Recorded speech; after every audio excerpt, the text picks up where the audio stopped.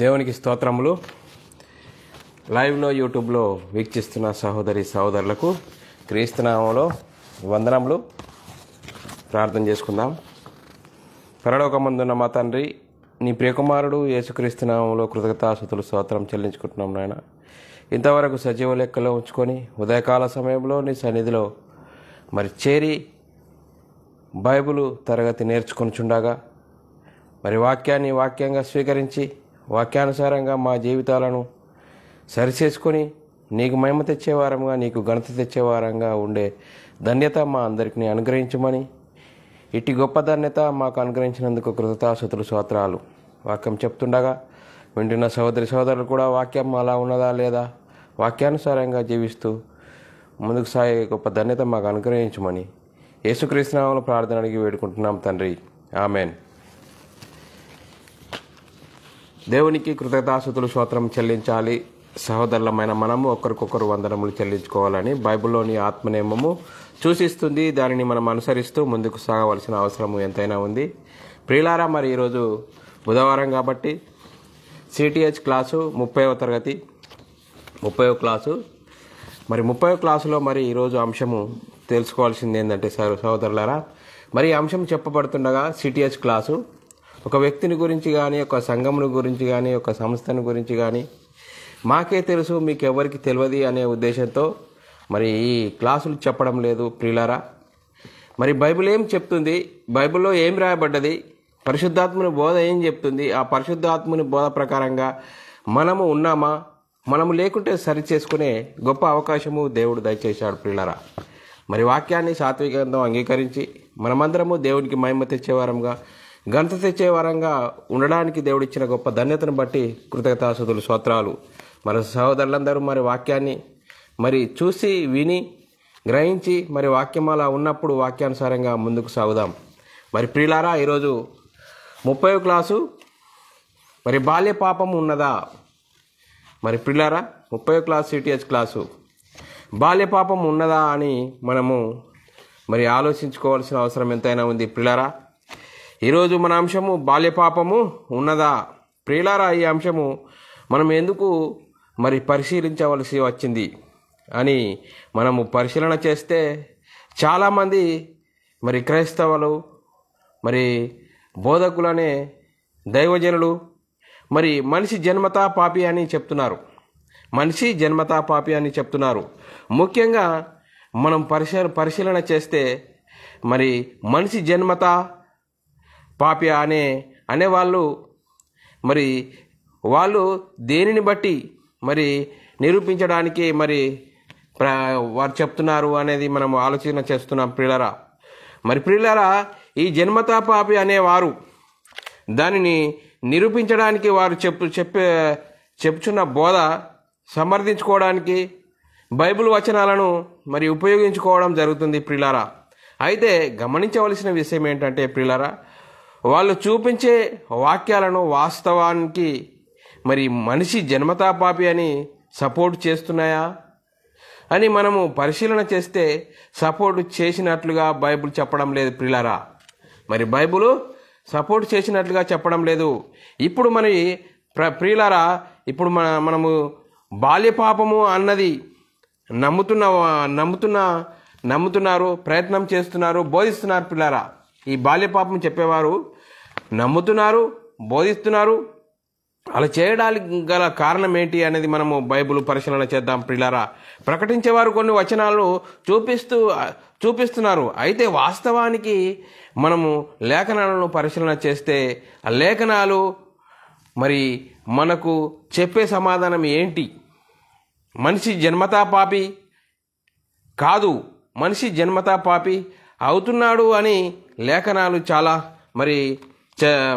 లేఖనాలు చెప్తున్నాయా అని మనం పరిశీలన చేస్తున్నాం. ప్రియులారా, ఏ భేదము లేదు, అందరూ పాపం చేసి దేవుడు అనుగ్రహించి మహిమను పొందలేకపోతున్నారు. ఇట్లుండగా ఒక మనుషుని ద్వారా పాపం ద్వారా మరణము లోకంలో ఎలాగూ ప్రవేశించనో అలాగే మనుషులందరూ పాపం చేసినందున అందరికీ మరణము సంప్రాప్తమాయనని బైబిల్ చెప్తున్నది. ప్రియులారా, ఏం చెప్తుంది ప్రియులారా? పాపము చేసి పాపి అవుతున్నాడే కానీ పాపము చేయకుండా పాపి అవడం లేదని బైబిల్ చాలా స్పష్టంగా చెప్తుంది. ప్రియులారా, మరి పాపము చేసి పాపి అవుతున్నాడు అని మరి చెప్తుంటే కానీ ప్రియులారా, మనిషి మరి జన్మతా పాపి, బాల్య పాపి అని మరి లేఖనాలు చెప్పడం లేదు ప్రియులారా. మనిషి జన్మతా పాపి, మరి బాల్య పాపి అని బైబిల్ చెప్పడం లేదు ప్రియులారా. మరి అసలు పాపం అంటే ఏంటి, మరి అసలు పాపము అంటే ఏంటి అని తెలియని పరిస్థితిలో ఉండి చెప్తున్నారు ప్రియులారా. తెలియని పరిస్థితిలో ఉండి చెప్తున్నట్లుగా మనకు తెలుస్తుంది ప్రియులారా. అయితే ఇప్పుడు మనము పరిశీలన చేసుకుంటే పాపము అంటే ఏంటి? పాపము చేయువాడు ఆజ్ఞను అతిక్రమించుచున్నాడు. పాపము అంటే ఏంటి అంటే పాపము చేయువాడు ఆజ్ఞను అతిక్రమించున్నాడు.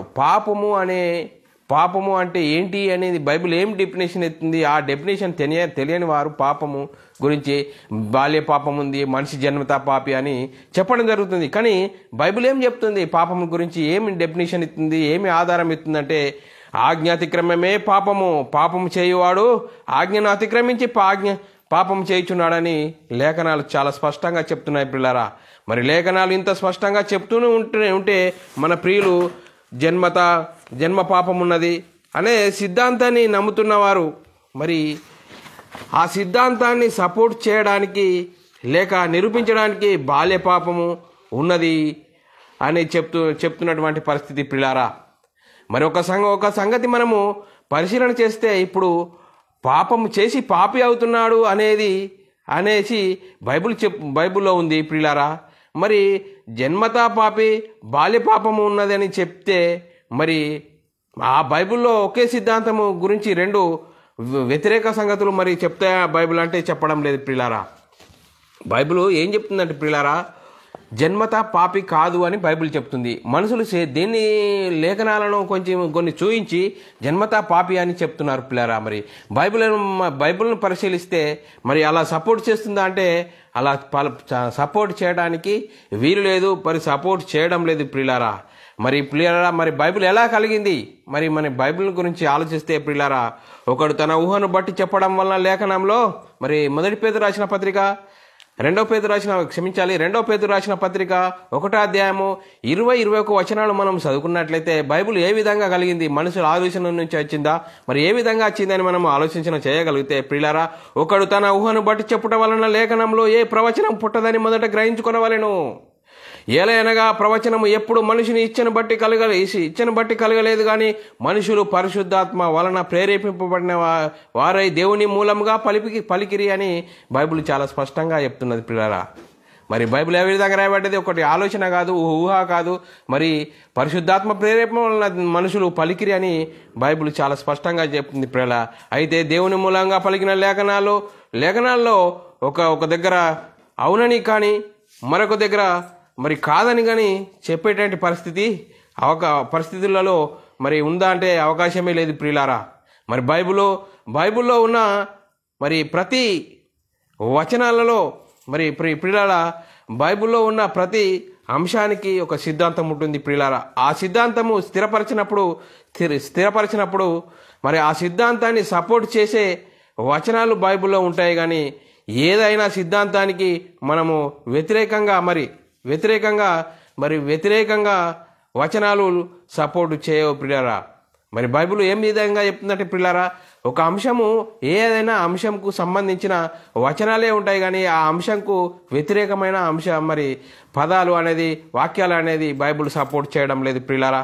మరి ఈ లోక సంబంధంగా మనం ఒకటి ఆలోచించినట్లయితే ప్రియులారా, ఈ లోకంలో ఉన్న మరి ఈ లోకం గురించి మనం కొంచెం ఆలోచించినట్లయితే ప్రియులారా, మనుషులు సిద్ధపరిచిన సిద్ధాంతాలు ఏ విధంగా ఉంటాయి అనేది మనం ఆలోచిస్తే ప్రియులారా, ఒక లెక్కలు గణిత శాస్త్ర సిద్ధాంతము కనిపెట్టిన మనుషులు ఈ లోకము మరి ప్రియులారా, మరి 2 ఏమవుతుంది? 4 అవుతుంది ప్రియులారా వాస్తవంగా.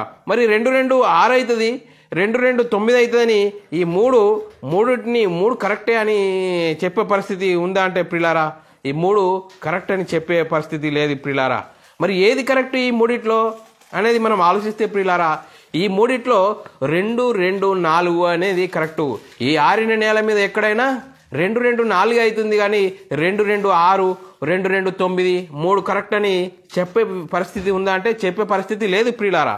మరి ఏది కరెక్టు అనేది ఈ మూడిట్లో మనం ఆలోచిస్తే 2:2:4 అని ఆరిన నేల మీద ఎక్కడైనా మనిషి సిద్ధపరిచిన సిద్ధాంతమే ఈ విధంగా ఇంత ఖచ్చితంగా చెప్పినప్పుడు ప్రియులారా మరి బైబిల్ ఏ విధంగా రాయబడినది అనేది మనం ఆలోచిస్తే ప్రియులారా, బైబిల్ పరిశుద్ధాత్మతో రాయబడి మరి ప్రియులారా అంతా మరి బైబిల్ పరిశుద్ధాత్మను బోధతో రాయబడిన బైబిల్లోని సిద్ధాంతము ఒక అంశాన్ని వ్యతిరేకపరుస్తుందా, ఒక దగ్గర అవునని ఒక దగ్గర కాదని చెప్తుందా అంటే చెప్పే పరిస్థితి లేదు ప్రియులారా.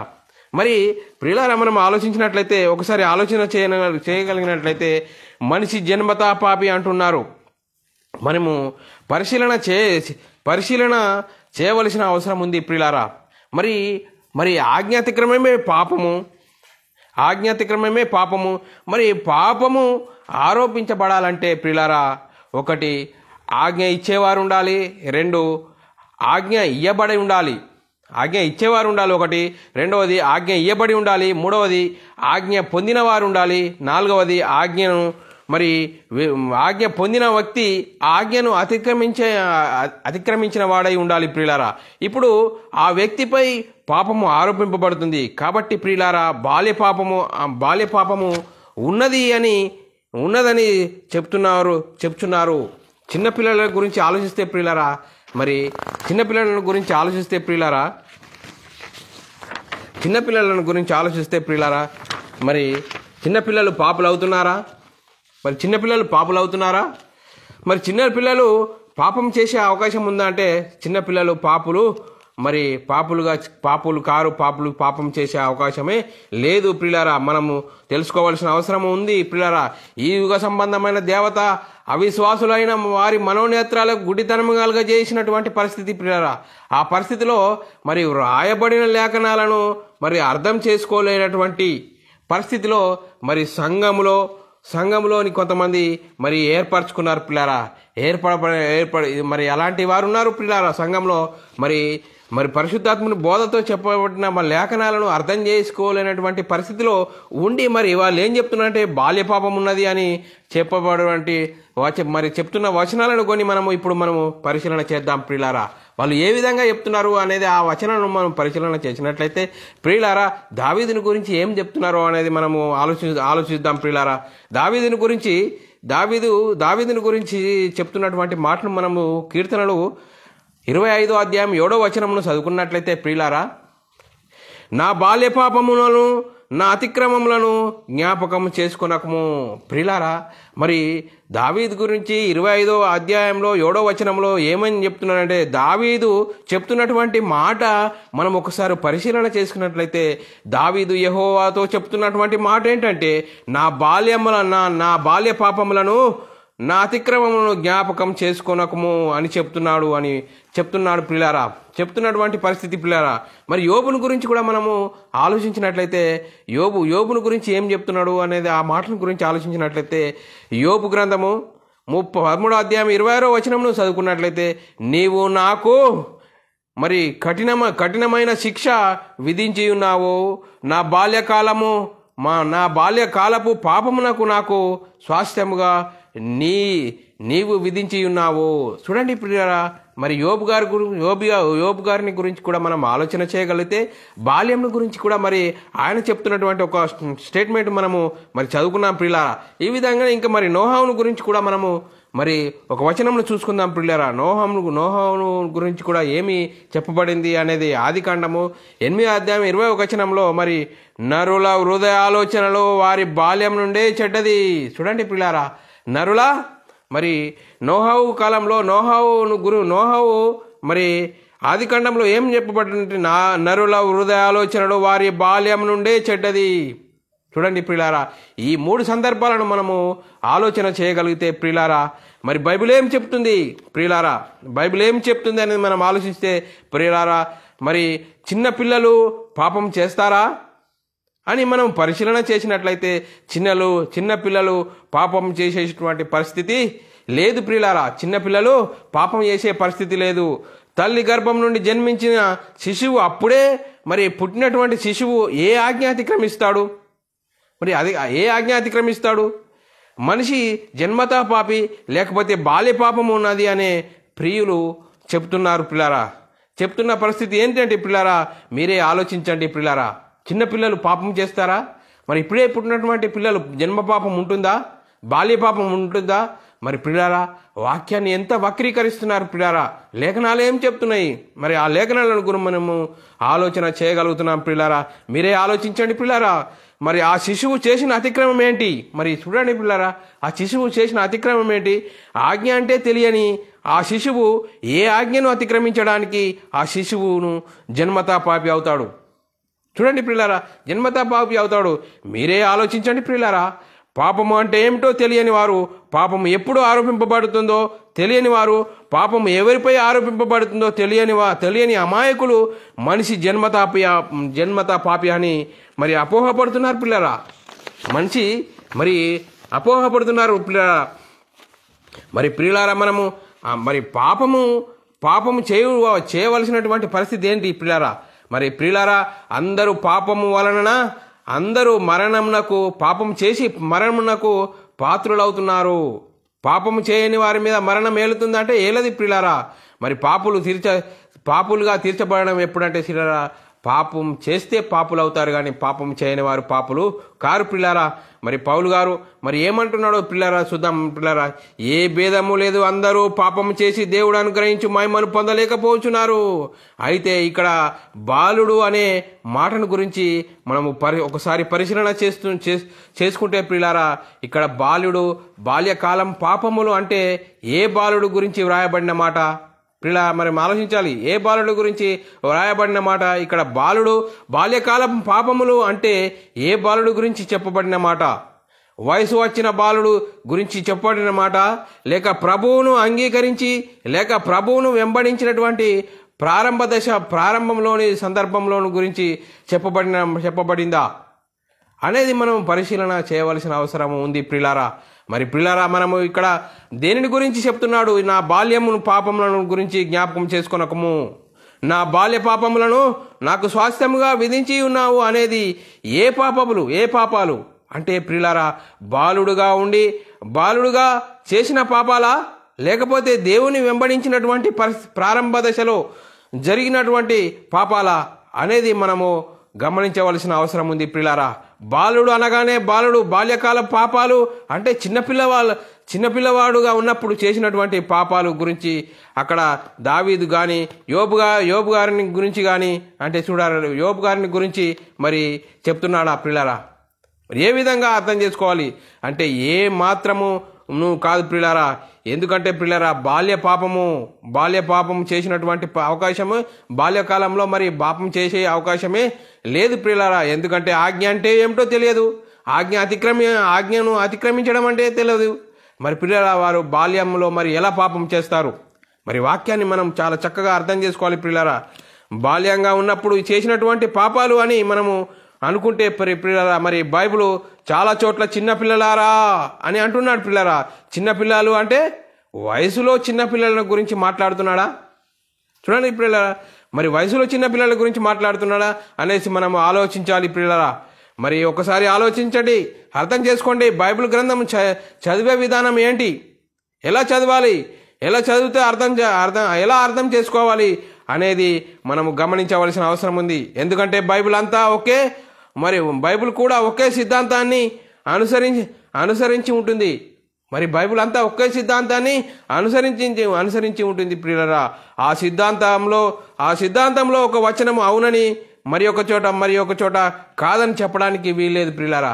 బైబిల్ అవునని చెప్పి కాదని చెప్పడానికి వీల్లేదు ప్రియులరా. మనము మరి చిన్నపిల్లలు గురించి మనము కొన్ని సందర్భాలను మనం చూసుకున్నట్లయితే ప్రియులారా, చిన్నపిల్లల గురించి మనము కొన్ని సందర్భాలను మన వచనాలను చూసుకుందాం ప్రియులారా.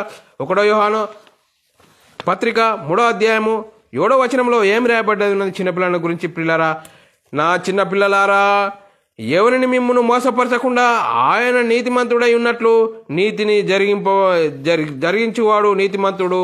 ప్రియులారా, చిన్న పిల్లల గురించి ఏమని రాయబడ్డది? నా చిన్నపిల్లలారా. చూడండి పిల్లరా. అలాగే యోహాను, ఇంకా కొన్ని తొందర చూసుకుందాం. యోహాను సువార్త, యోహాను పత్రిక 3వ అధ్యాయం 18వ వచనం కూడా చదువుకున్నట్లయితే, నా చిన్నపిల్లలారా మాటతోనూ నాలుకతోనూ కాక క్రియతోనూ సత్యంతోనూ ప్రేమింతము. చూడండి పిల్లరా, నాలుకతోనూ నా చిన్నపిల్లలారా మాటతోనూ నాలుకతోనూ కాక క్రియతోనూ సత్యంతోనూ ప్రేమింతము. అలాగే యోహాను పత్రిక 4:4 వచనంలో కూడా రాయబడిన మాటలను చదువుకుందాం పిల్లరా. చిన్న పిల్లలారా మీరు దేవుని సంబంధులు. చూడండి పిల్లారా, అలాగే 1 యోహాను సువార్త 1 యోహాను పత్రిక 2:1 వచనంలో నా చిన్న పిల్లలారా మీరు పాపం చేయకుండాక ఈ సంగతులు మీకు రాయిచున్నాను. చూడండి పిల్లారా, చిన్నపిల్లల గురించి మరి రాయబడిన సందర్భాలు మనం చూసుకున్నాం పిల్లరా. ఈ రకంగా మనం పరిశీలన చేస్తే చిన్నపిల్లలు అనే చాలా మరి వచనాలు ఉన్నాయి పిల్లారా. అయితే మరి ఇక్కడ మనము పరిశీలన చేసుకుంటే పిల్లారా, మరి ఒక చోట మరి పౌలు గారు కొరింథీ సంఘం గురించి మరి ఏమంటున్నాడో ఆ వచనంను కూడా చదువుకుందాం పిల్లరా. 1 కొరింథీయులకు రాసిన పత్రిక 14వ అధ్యాయం 20వ వచనంలో రాయబడిన మాటలను చదువుకుందాం పిల్లరా. సహోదరులారా మీరు పిల్లరా మీరు బుద్ధి విషయమై పసిపిల్లలు కాక దుష్టత్వ విషయంలో శిశువులుగా ఉండుడి, బుద్ధి విషయంలో పెద్దవారై ఉండుడి. పిల్లారా, మరి ఇంకా వచనం ఎంత చక్కగా రాయడం పిల్లారా. మరి పౌలు గారు మరి కొరింథీ సంఘం గురించి రాస్తున్నాడు పిల్లారా. సహోదరులారా బుద్ధి విషయమై పసిపిల్లలు కాక దుష్టత్వ విషయంలో శిశువులుగా ఉండుడి, బుద్ధి విషయంలో పెద్దవారై ఉండుడి. చూడండి పిల్లరా, అలాగే ఎపిఎస్సీ సంఘానికి కూడా రాసిన సందర్భం చదువుకున్నట్లయితే ఎపిఎస్సీలకు రాసిన పత్రిక 4వ అధ్యాయం 14వ వచనంలో చదువుకుందాం పిల్లారా. ఎపిఎస్సీలకు రాసిన పత్రిక 4వ అధ్యాయం 14వ వచనంలో చదువుకున్నట్లయితే అందువలన మనం ఇక మీదట పసిపిల్లలమై ఉండి మనుషులు మాయోపాయముల చేత వంచనతోనూ తప్పు మార్గంలో కుయుక్తితోనూ గాలికి కొట్టుకొని పోవునట్లు కల్పింపబడిన ప్రతి ఉపదేశమునకు ఇటు అటు కొట్టుకొని పోవచ్చు అలల చేత ఎగరగొట్టిన బలమైనట్లున్నారు. చూడండి పిల్లారా, మరి ఇక్కడ చూస్తే మరి పిల్లారా ఇక్కడ పసి పిల్లలవి ఉండక అని చెప్పబడిన మాట పెద్దవాళ్ళని గురించి చెప్తున్నాడా? చూడండి పిల్లారా, మరి లేక చిన్నపిల్లల గురించి చెప్తున్నాడా? మరి ఆలోచించాలి పిల్లారా. ఇక్కడ మనము ఆలోచన చేయవలసిన అవసరం ఉంది పిల్లారా. మరి చూడండి పిల్లారా, వాక్యంను ఏ విధంగా అర్థం చేసుకోవాలి, మరి సందర్భం ఏంటి, ఆ సమయ సందర్భాన్ని మనం అర్థం చేసుకోవాల్సిన అవసరం ఉంది పిల్లారా. అలాగే 1 పేతురు రాసిన పత్రిక 1వ అధ్యాయము 14 నుంచి 16 వచనాలు చదువుకున్నట్లయితే మనము మీరు విధేయులకు పిల్లలై మీ పూర్వపు అజ్ఞాన దశలో మీకుండిన ఆశలను అనుసరించి ప్రవర్తింపక. చూడండి పిల్లారా, మరి పేతురు గారు ఏమంటున్నారు? 1 పేతురు రాసిన పత్రిక 1వ అధ్యాయము 14 నుంచి 16 వచనాల సందర్భం మరి ఉన్నది ఏమని రాయబడ్డారంటే మీరు విధేయులైన పిల్లలై మీ పూర్వపు అజ్ఞాన దశలో మీకుండిన ఆశలను అనుసరించి ప్రవర్తింపక. చూడండి పిల్లరా, మరి ఇక్కడ మరి అంటే పిల్లరా చిన్నపిల్లలు అని వ్రాయబడి ఉన్నది కాబట్టి చిన్నపిల్లలు అని మరి పేతురు గారు మరి అపొస్తలుడైన పేతురు గారు చిన్నపిల్లల గురించి ఇక్కడ మాట్లాడుతున్నాడా? బైబిల్ ఎట్లా అర్థం చేసుకోవాలి, ఏమని అర్థం చేసుకోవాలి ఒకసారి ఆలోచించాలి పిల్లరా. మరి ఏమని అర్థం చేసుకోవాలి, ఏ విధంగా అర్థం చేసుకోవాలి బైబిల్ మరి పేతురు గారు అపొస్తలుడైన పేతురు గారు ఏమంటున్నాడు అనేది అర్థం చేసుకోవాలి పిల్లరా. మరి బైబిల్ ఏ విధంగా రాయబడేది పిల్లరా? 1 కొరింథీయులకు రాసిన పత్రిక 2వ అధ్యాయం 13వ వచనంలో మరి వ్రాయబడిన వాక్యంలో మనం చదువుకున్నట్లయితే మనుషుడు నేర్పు మాటలతో కాక. చూడండి పిల్లరా, మనుషుడు నేర్పు మాటలతో కాక ఆత్మ సంబంధమైన సంగతులతో ఆత్మ నేర్పు మాటలతో వీటిని గురించే మేము బోధించుచున్నాము.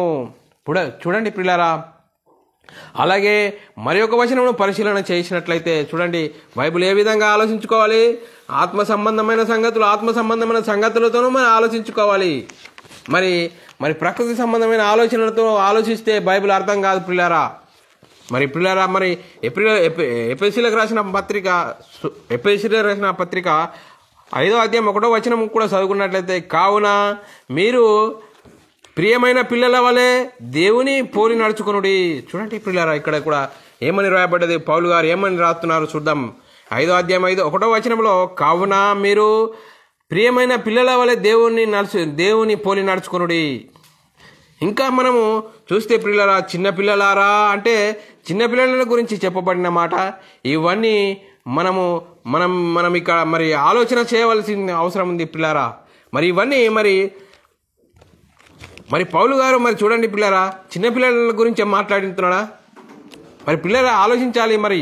మరి మనము పరిశీలన చేసినట్లయితే చాలా స్పష్టంగా మనకు అర్థమైంది ఏంటి, దావీదుని గురించి కానీ యోబుని గురించి కానీ వాళ్ళు చెప్తున్నటువంటి మాటలు, నా బాల్య పాపములను నా అతిక్రమములను జ్ఞాపకం చేసుకొనకము అంటే బాల్య పాపాలు అంటే మరి పసితనంలో ఉన్నప్పుడా, ఏ వయసులో బాలుడుగా ఉన్నప్పుడు చేసినటువంటి పాపాలు కాదండి పిల్లరా. మరి చూడండి పిల్లరా, మరి ఏ విధంగా అర్థం చేసుకోవాలంటే పిల్లరా, బాలుడుగా ఉన్నటువంటి వారికి మరి ఆజ్ఞ అంటే ఏమిటో తెలియదు, అతిక్రమించడము అంటే తెలియదు. కాబట్టి అలాంటి వారు పాపం చేసే అవకాశము లేదు. ప్రియులారా, మనము ఇక్కడ బాల్య పాపము అని వ్రాయబడి ఉన్నది అంటే వయసులో చిన్నతనం గురించి కాదు, దేవుని వెంబడించే ప్రారంభ దశలో లేక దేవుని ఆజ్ఞలను అనుసరించేటప్పుడు దేవుని చిత్తమును జరిగిస్తున్నప్పుడు చిన్నపిల్లల గురించి అని చెప్తున్నాడు పిల్లరా. చిన్నపిల్లలు అని ఎవరిని గురించి చెప్తున్నాడు అంటే పిల్లరా, సంఘము గురించి చెప్తున్నాడు పిల్లరా. కాబట్టి ఇదంతా మనము అర్థం చేసుకోవడానికి ప్రయత్నం చేయాలి. అయితే ఇంకా మేము ఒప్పుకోము అనే వారికి కూడా మనము కొన్ని సందర్భాలు కూడా చూపించాలి. ఇంకా ఇవన్నీ చెప్పినా కూడా చాలా మంది ఒప్పుకోరు పిల్లరా. మరి ఒప్పుకొని వారికి యేసుక్రీస్తు చిన్నపిల్లల గురించి ఏమని స్టేట్మెంట్ ఇచ్చాడు, ఏమని రాయబడిందో అనేది మనం ఆలోచన చేయాలి పిల్లరా. మత్తయి సువార్త 19వ అధ్యాయము 13 నుంచి 15 వరకు రాయబడిన వచనాలు చదువుకున్నట్లయితే, చిన్న పిల్లలను ఆటంకపరచక వారి నా యొద్దకు రానియుడి, పరలోక రాజ్యము ఇలాంటి వారిది, వారిదని వారితో చెప్పి వారి మీద చేతులుంచి అక్కడి నుండి లేచిపోయిరి. చూడండి పిల్లరా, చిన్నపిల్లల గురించి ఏమని చెప్తున్నాడు యేసుక్రీస్తు. ఇంకో సందర్భం లూకాసు వార్త 18వ అధ్యాయము 15 నుంచి 15 వచనంలో చూకున్నట్లయితే, చిన్న బిడ్డలను ఆటంకపరచక వారిని నా యొద్దకు రానియుడి, దేవుని రాజ్యం ఇలాంటి వారిదే. చూడండి పిల్లరా, చిన్నపిల్లల గురించి యేసుక్రీస్తు స్టేట్మెంట్ ఏ విధంగా ఉంది, చిన్నపిల్లలే వీరిదే దేవుని రాజ్యం అని అంటున్నాడు పిల్లరా. ఇంకా మత్తయి సువార్త 18వ అధ్యాయం 1 నుంచి 4 వచనంలో, మీరు మార్పు నొంది బిడ్డల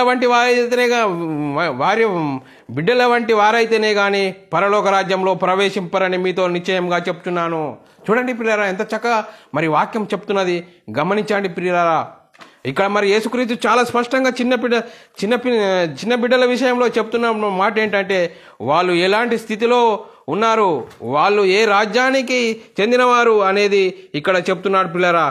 మనము చెప్పినటువంటి వాళ్ళు బాల్యంలో ఉన్నారు. పిల్లరా చూడండి, బాల్యంలో ఉన్నారు. చూడండి పిల్లరా,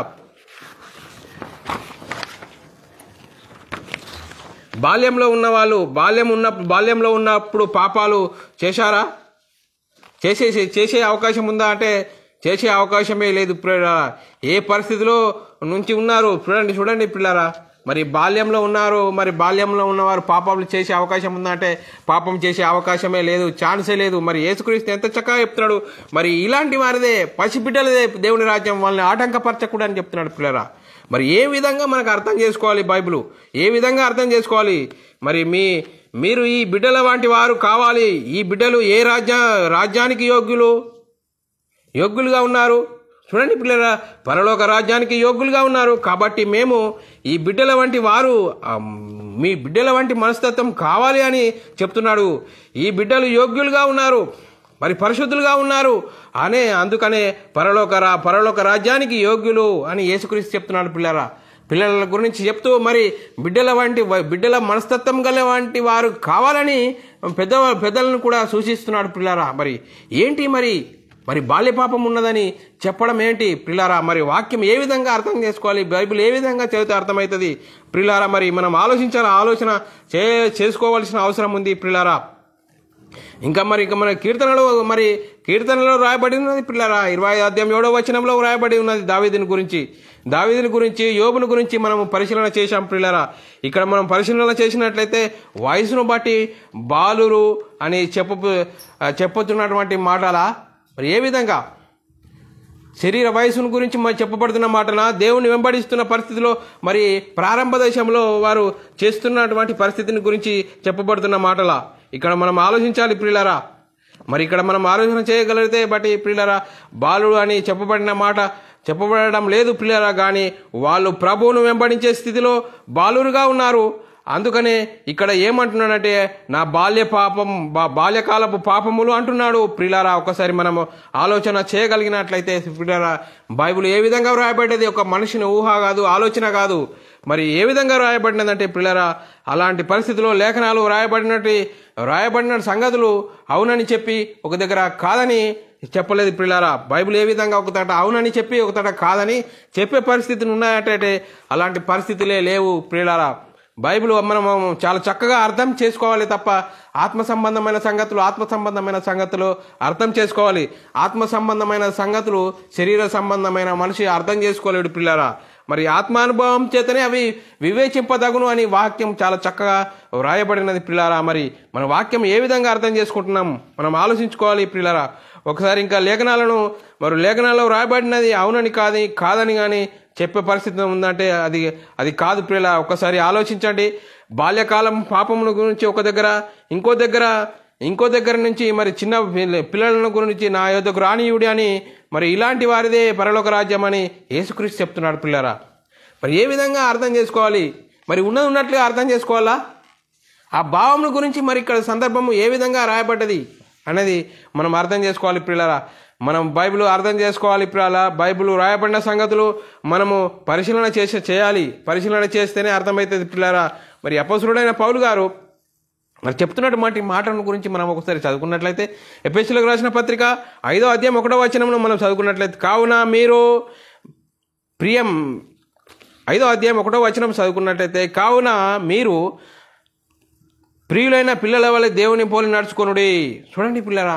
మరి అలాగే 1 కొరింథీయులకు రాసిన పత్రిక మరి 11వ అధ్యాయం 1వ వచనం, నేను క్రీస్తును పోలి నడుచుకున్న ప్రకారం మీరు నన్ను పోలి నడుచుకొనుడి. అలాగే 1 పేతురు రాసిన పత్రిక 2వ అధ్యాయం 21 నుంచి 23 వచనం, క్రీస్తు కూడా మీ కొరకు బాధపడి మీరు తన అడుగు జాడల యందు నడుచుకున్నట్లు మీకు మాదిరి ఉంచిపోయాను. చూడండి పిల్లరా, ఇక్కడ మరి అడుగు జాడలు అనేవి కాళ్ళకు సంబంధించిన అడుగు జాడలా, మరి కాలానికి సంబంధించిన అడుగు జాడలా? ఇక్కడ మనం ఆలోచించాలి. ఈ వాక్యంను బట్టి ఆయన మరి ఎలా జీవించాడో అది మనము గ్రహించాలి. అందుకే పౌలు గారు అంటున్నాడు పిల్లరా, 1 తెస్సలోనికీయులకు రాసిన పత్రిక 5వ అధ్యాయం 8వ వచనం, మీరందరూ వెలుగు సంబంధులను పగటి సంబంధులై ఉన్నారు. మనము రాత్రి వారము కాము, చీకటి వారము కాము. చూడండి పిల్లరా, ఇక్కడ మనము వెలుగు సంబంధులు, చీకటి సంబంధులు అనేది దేనిని గురించి వ్రాయబడింది? మరి పిల్లరా, మరి దేనిని గురించి వ్రాయబడింది అనేసి మనము పరిశీలన చేస్తే, వెలుగు సంబంధులు అంటే వెలుగుగా అంటే చూడండి పిల్లరా, వెలుగుగానే పనులు చకచక మరి వెలుగుగా ఉన్నప్పుడు చకచక చేసుకోవడానికి వీలుగా ఉంటుంది పిల్లరా. మరి దేవుడు వెలుగై ఉన్నాడు, అదేగానే దేవుడు వెలుగై ఉన్నాడు, యేసుక్రీస్తు కూడా వెలుగై ఉన్నాడు. ఇక్కడ మనము మరి క్రీస్తు యొక్క చిత్తానుసారంగా జరిగించేవారు కూడా వెలుగు సంబంధులు. మరి చీకటి దేన్ని సూచిస్తుందంటే సాతాను, మరి దయ్యానికి సంబంధించింది. చీకటి సంబంధులు అంటే సాతాను గురించి సూచిస్తుంది ప్రియులారా. ఇక్కడ ఈ విధంగా వాక్యాన్ని అర్థం చేసుకోవాలి ప్రియులారా. 1 తెస్సలోనికీయులకు రాసిన పత్రిక 5వ అధ్యాయం 8వ వచనంలో రాయబడిన మాటల గురించి మనము పగటి వారమై ఉన్నాము. మనం ఏ విధంగా ఉన్నామంటే మనము పగటి వారం ఉన్నాము కనుక మత్తులై ఉండక విశ్వాస ప్రేమల కవచమును రక్షణ నిరీక్షణ శిరస్త్రావణము ధరించుకొనుడి. చూడండి పిల్లరా, వెలుగు సంబంధులు లేక పగటి సంబంధులు ఏమి ధరించుకోవాలి? ఈ వచనాలలో చాలా స్పష్టంగా చెప్పబడింది ప్రియులారా. ఒకసారి ఆలోచించండి ప్రియులారా, ఆలోచించండి. ఇక్కడ బాల్య పాపాలు అనగానే మనిషి జన్మతా పాపి అని రుజువు చేయడానికి ఈ వచనాలను వాడుకోవడానికి మరి ఏ పరిస్థితిలో వీల్లేదు ప్రియులారా. ఇలాంటి వారు ఈ వచనాలను వాడుకుంటున్నారు. ఈ వచనాలను వాడుకునే పరిస్థితి అది ఎలాంటి పరిస్థితిలో ఛాన్సే లేదు ప్రియులారా.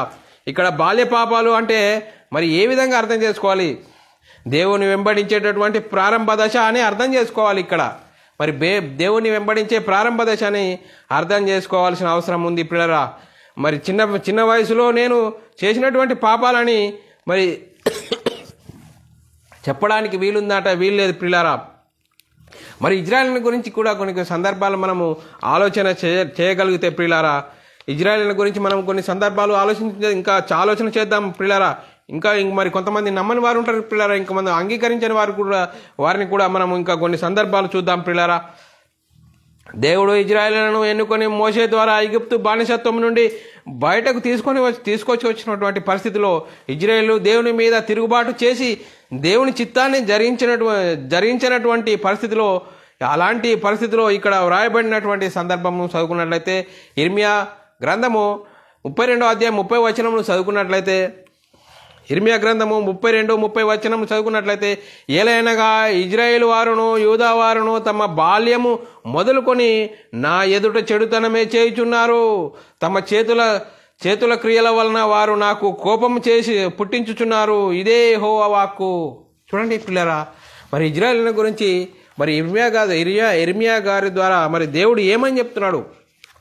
ఇక్కడ బాల్యం మొదలుకొని అంటే పిల్లరా, నేను ఏర్పరచుకొనినది మొదలుకొని అనేది, కానీ బాల్యం అంటే చిన్నపిల్లలు అని కాదు.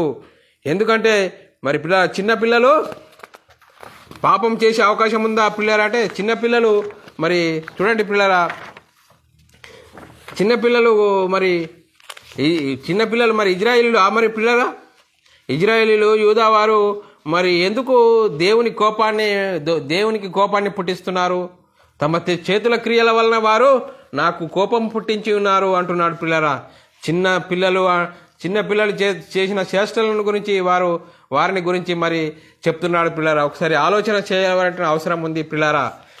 ఇంకా ఆలోచన చేసినట్లయితే పిల్లరా, ఇర్మియా గ్రంథము 22వ అధ్యాయం 20వ వచనంలో మరి వ్రాయబడిన మాటను కూడా మనం కూడా చదువుకున్నట్లయితే, నా మాట వినకపోవుటే నీ బాల్యం నుండి నీకు వాడుక. చూడండి పిల్లరా, ఇజ్రాయేలీల పరిస్థితి ఏ విధంగా ఉంది? ఇర్మియా ద్వారా దేవుడు చెప్తున్నాడు, నా మాట వినకపోవుటే నీ బాల్యం నుండి నీకు వాడుక. ఇజ్రాయేలీల గురించి మరి చెప్తున్నాడు. మరి చూడండి పిల్లరా, మరి ఒకసారి ఆలోచించండి, అర్థం చేసుకోవడానికి ప్రయత్నం చేయండి. బాల్యకాల పాపములు అంటే బాల్యకాలంలో కూడా పాపాలు చేస్తారు అనేది కాదు. ఇక్కడ చెప్పబడినటువంటి మాట వయసులో బాలుడు గురించి కాదు. ఇక్కడ మాట్లాడేది దేవుని వెంబడించినటువంటి ప్రారంభ దశను గురించి చెప్పబడింది. మరి అక్కడ బాల్యకాల పాపములు అనగానే నిజంగా బాల్యకాలంలో కూడా పాపాలు చేస్తారు అని ప్రూఫ్ చేయడానికి ఈ వచనాలను ఉపయోగించడానికి వీల్లేదు. మరి పిల్లరా, ఈ వచనాలను ఉపయోగించుకోవడానికి వీల్లేదు. ఎందుకంటే చిన్నపిల్లలారా అని సంఘము గురించి చెప్పబడుతున్న మాట పిల్లరా, సంఘముల గురించి చెప్పబడుతున్న మాటని అర్థం చేసుకోవాలి పిల్లరా. మరి పౌలు గారు కూడా మరి కొన్ని సందర్భాల్లో మరి రాయబడిన మాటలు మనము పరిశీలన చేసినట్లయితే, మరి పౌలు గారు తిమోతితో మాట్లాడుతున్న మాటలను మనము చదువుకున్నట్లయితే 2వ తిమోతి 3వ అధ్యాయము 14-15 వచనాలు చదువుకున్నట్లయితే, క్రీస్తు యేసునందు ఉంచవలసిన విశ్వాసం ద్వారా రక్షణార్థమైన జ్ఞానము నీకు కలిగించుటకు శక్తిగల పరిశుద్ధ లేఖనములలో బాల్యం నుండి నీ వెరుగుదువు. చూడండి పిల్లరా, మరి పౌలు గారు తిమోతికి ఏం చెప్తున్నాడు? బాల్యం నుండే ఎరుగుదువు అంటున్నాడు పిల్లరా. మరి ఇంకో సందర్భం చదువుకున్నట్లయితే ఎబ్రీయులకు రాసిన పత్రిక 5వ అధ్యాయము 12-14 వచనము, కాలమును బట్టి చూస్తే మీరు బోధకులై ఉండవలసిన వారై ఉండగా దేవోక్తులు మొదట మూలపాఠములు ఒకడు మీకు మరలా బోధించవలసి వచ్చెను. మీరు పాలు తాగవలసిన వారే గాని బలమైన ఆహారము తినువారు కారు. మరి చూడండి పిల్లరా, మీరు ఎప్పుడు యోగ్యులవుతారు? ఎప్పుడు అర్థం చేసుకోగలుగుతారు? బాల్యము నుండి లేక చిన్నపిల్లవాడు అంటే వయసులో చిన్నపిల్లవాడా? మరి వయసు వచ్చిన అని మరి వయసును గురించి చెప్పబడిన మాట ఏ విధంగా అర్థం చేసుకోవాలి? మరి లేఖనాలు ఎంత స్పష్టంగా వ్రాయబడి ఉన్నది పిల్లరా. మరి హెబ్రీయులకు రాసిన పత్రిక 5వ అధ్యాయం 14వ వచనంలో మనం చదువుకున్నట్లయితే వయసు వచ్చిన వారు అభ్యాసం చేత కీడు మేలులు వివేచించట సాధకం చేయబడిన జ్ఞానేంద్రములు కలిగిన వారై ఉన్నారు గనుక బలమైన ఆహారము వారికే తగును. ఈ సందర్భంలో మనం ఏ విధంగా అర్థం చేసుకోవాలి ప్రియులారా? ఈ సందర్భంలో ఏ విధంగా అర్థం చేసుకోవాలి? మరి ఇక్కడ మనము పరిశీలన చేసినట్లయితే తిమోతి వయసు వచ్చినవాడా? చూడండి, తిమోతి వయసు వచ్చినవాడా లేకపోతే మరి బాలుడా? చిన్నపిల్లవాడుగా ఉన్నప్పటి నుండి విశ్వాసము ద్వారా రక్షణార్థమైన జ్ఞానము నీకు కలిగించడానికి శక్తిగల పరిశుద్ధ లేఖనములను బాల్యము నుండి నీ వెరుగుదువు. అంటే బాల్యము నుండి అంటే నీవు ప్రభులోనికి వచ్చినది మొదలుకొని లేక ప్రభును వెంబడించే ప్రారంభ దశ అని అర్థం. ఇక్కడ బాల్యము అనగానే వయసులో బాలుడు అనేది కాదు ప్రియరా. వయసులో బాలుడు అనేది దాని గురించి కాదు, అలా వ్రాయబడలేదు. ప్రభులోనికి వచ్చినప్పుడు లేక ప్రభునందు వెంబడించే ప్రారంభ దశ అని అర్థం చేసుకోవాల్సిన అవసరం ఉంది ప్రియులారా. మరి ఒకసారి ఆలోచించండి ప్రియులారా, అర్థం చేసుకోండి, అర్థం చేసుకోవడానికి ప్రయత్నం చేయండి.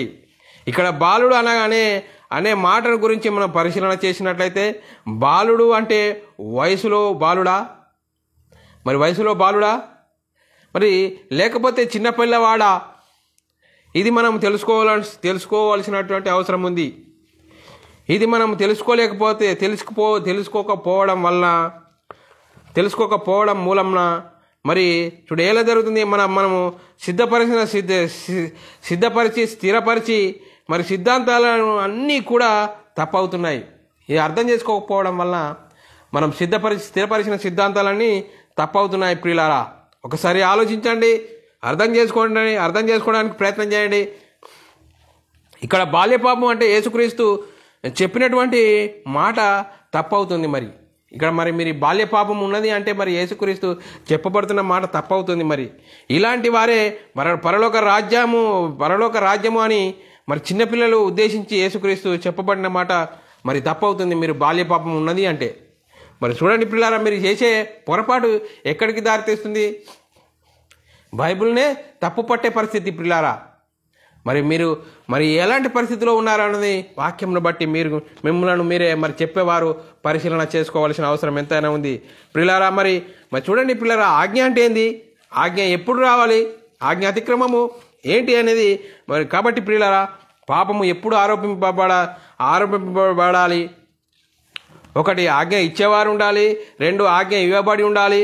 మరి 3వది, ఆజ్ఞ పొందిన వారు ఉండాలి.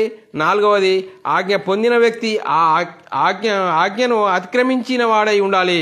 అప్పుడే మరి ఆజ్ఞ పొందిన వ్యక్తి మరి పాపము ఆరోపింపబడుతుంది.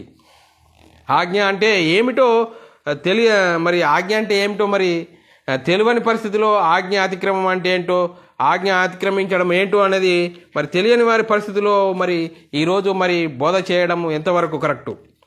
ఒకసారి ఆలోచన చేసుకోండి, అర్థం చేసుకోండి పిల్లారా.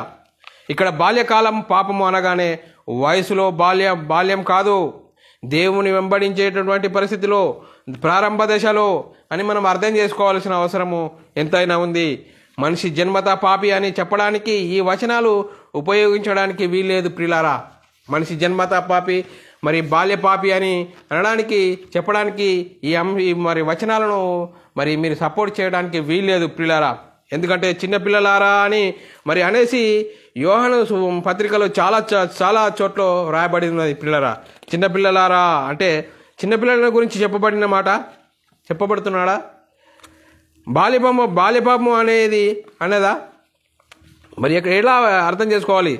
యేసుక్రీస్తు చిన్నపిల్లలు ఆటంకపరచక వారి నా యొద్దకు రానీయుడి, పరలోక రాజ్యం వారిది, ఇలాంటి వారిదని ఇక్కడ చాలా యేసుక్రీస్తు స్పష్టంగా చెప్పాడు చిన్నపిల్లల గురించి. ఏ విధంగా అర్థం చేసుకోవాలి ప్రియులారా? మనం అర్థం చేసుకోవాల్సిన అవసరం ఎంతైనా ఉంది ప్రియులారా. మీరు బాల్య పాపం ఉన్నది, మనిషి జన్మత పాపి అనేవారు ఈ వచనాలను వీరు వాడుకోవడం ఎట్టి పరిస్థితుల్లో వీల్లేదు. ఈ విధంగా చెప్తే యేసుక్రీస్తు చెప్తున్న మాట తప్పైపోతుంది ప్రియులారా. వాక్యాన్ని మీరు అర్థం చేసుకోవాల్సిన అవసరం ఎంతైనా ఉంది. బైబిల్ వ్రాయబడిన సంగతులన్నింటినీ కూడా ఏ విధంగా వ్రాయబడ్డాయి, ఏ విధంగా రాయబడ్డది అంటే చూడండి పిల్లరా, ఏలైనగా ప్రవచనము మనుషుని ఇచ్చని బట్టి కలగలేదు, మనుషులు పరిశుద్ధాత్మ వలన ప్రేరేపింపబడిన వారే దేవుని మూలముగా పలికిరి. చూడండి పిల్లరా, దేవుని మూలంగా పలికినటువంటి మాటలను, లేఖనాలను మీరు ఏ విధంగా మరి అర్థం చేసుకోవాలి? మనం ఏ విధంగా అర్థం చేసుకోవాలి? ఎలా అర్థం చేసుకోవాలి? మరి అర్థం చేసుకోవడం మీరు పొరపాటు, మీరు మరి వాక్యాన్ని వక్రీకరించడం అనేది ఇంకా వాక్య విరుద్ధమైన పనులు ప్రియులారా. మరి వాక్యాన్ని అర్థం చేసుకోండి. మరి ఏ విధంగా మరి బైబిల్ రాయబడ్డది, మరి ఏ విధంగా బోధించాలి అంటే 1 కొరింథీయులకు రాసిన పత్రిక 2వ అధ్యాయం 13-14 మనుష్య జ్ఞానం నేర్పు మాటలతో కాక, మనుష్య జ్ఞానంతో నేర్పుగా మాటలతో మరి బైబిల్ను చదివితే, బైబిల్ సిద్ధాంతాలను స్థిరపరిస్తే దేవుని వాక్యానికి విరుద్ధం.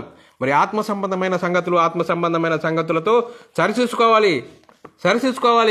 కానీ మరి ప్రియులారా, మరి ప్రకృతి సంబంధమైన ఆలోచనతో స్థిరపరచరాదు. మరి ఏ విధంగా మీకు అర్థం కావడం లేదంటే ప్రియులారా, దీనికి అంతటికి కారణం ఏంటి? మరి మీరు తీసుకున్న బాప్తీసం ఏ విధంగా ఉంది? మరి కొత్తగా జన్మించిన పరిస్థితి ఏ విధంగా ఉంది? మీరు తీసుకున్న బాప్తీసము మరి పరిశుద్ధాత్మని బోధ చెప్తున్న ప్రకారంగా ఉందా? మరి వాక్యంను బట్టి మరి వాక్యం దగ్గరికి వచ్చి ఆలోచించాలి. మరి యేసుక్రీస్తు మరి అపొస్తల కార్యంలో మరి ఏమని రాయబడ్డది?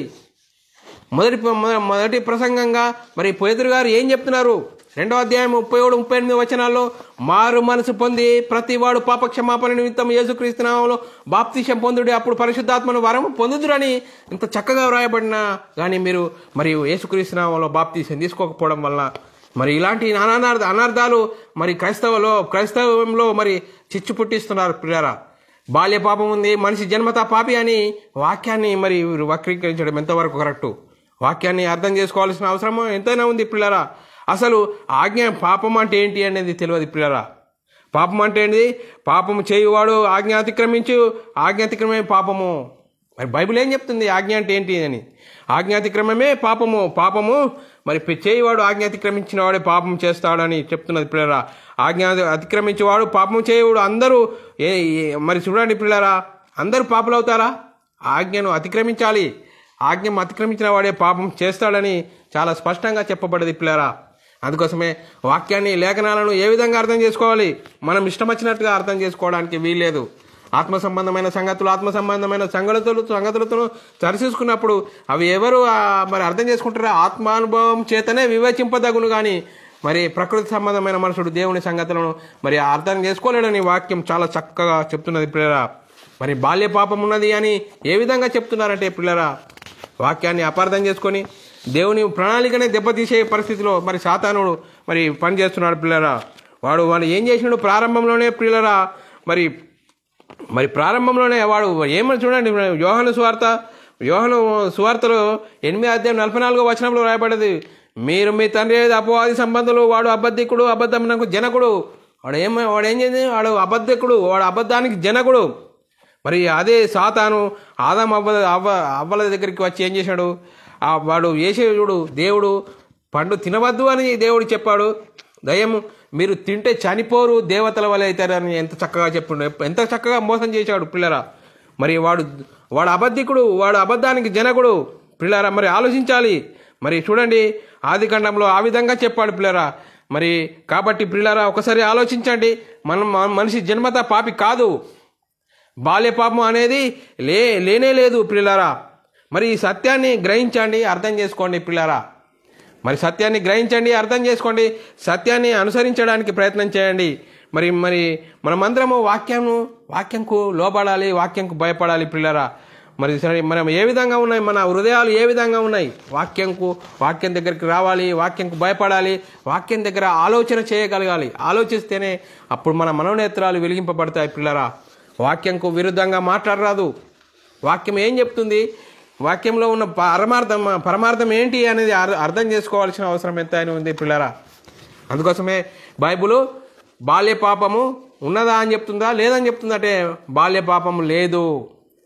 మనిషి జన్మతా పాపి అంటే మనిషి జన్మతా పాపి కాదు. మనిషి పాపం చేసి పాపి అవుతాడే కానీ పాపం చేయకుండా పాపి కాడు. బైబిల్ ఎంత చక్కగా చలవిస్తుంది. కానీ నేటి క్రైస్తవ సమాజంలో మరి ప్రకృతి సంబంధమైన ఆలోచనలతో మరి మనుషులు మరి పరిశుద్ధాత్మని బోధ చెప్తున్న బాప్తిసం తీసుకోక అనేక సిద్ధాంతాలకు మరి సిద్ధాంతాలకు వారికి అనుకూలంగా వాక్యాన్ని మలుచుకొని చాలా భయంకరమైన పరిస్థితి మరి క్రైస్తవ సమాజంలోనికి తీసుకురావడం జరిగింది ప్రియులారా. అందుకోసమే లేఖనాలు ఏం చెప్తున్నాయి, ఆ లేఖనాలు ఆ విధంగా చెప్తున్నాయా అనేది మనం అర్థం చేసుకోవడానికి మరి ఈ అంశం ముందుకు తీసుకొచ్చాం ప్రియులారా. వాక్యాన్ని ఆత్మ సంబంధమైన సంగతులుగా అర్థం చేసుకొని ముందుకు సాగవలసిన అవసరం ఎంతైనా ఉంది ప్రియులారా. అందరికీ వందనములు, దేవునికి స్తోత్రాలు. ప్రార్థన చేసుకుందాం. పరలోకమందున మా తండ్రి, నీ ప్రియకుమారుడు యేసుక్రీస్తు నామములో కృతజ్ఞతాస్తుతులు స్తోత్రం చెల్లించుకుంటున్నాం నాయన. ఇంతవరకు సజీవులుగా ఉంచి మరి బాల్య పాపం ఉన్నదా అనే అంశాన్ని నేర్చుకోవడానికి కృప చూపినందుకు స్తోత్రాలు నాయన. బాల్య పాపం అనేది లేదు, ఆ లేఖనాలు ఆ విధంగా చెప్పట్లేదు. మరి ప్రకృతి సంబంధమైన ఆలోచనలతో మరి నేటి క్రైస్తవ సమాజంలో భయంకరమైన పరిస్థితి నెలకొన్నది. అందుకోసమే లేఖన ఆధారాలతో మేము విన్నది విడిచిపెట్టకుండా విన్న మాటల ప్రకారంగా అనేకులకు మరి వినిపించాలి. ఆ గొప్ప భాగ్యం మాకు అనుగ్రహించినందుకు కృతజ్ఞతాస్తుతులు స్తోత్రం చెల్లించుకుంటూ ఇటు గొప్ప ధన్యతను అందరూ విని అర్థం చేసుకోవడానికి కృపను అనుగ్రహించమని ముందున్న సమీకుడు నీ చేతులుగా చెప్తూ యేసుక్రీస్తు నామములో ప్రార్థన అడిగి వేడుకుంటున్నాం తండ్రి, ఆమెన్.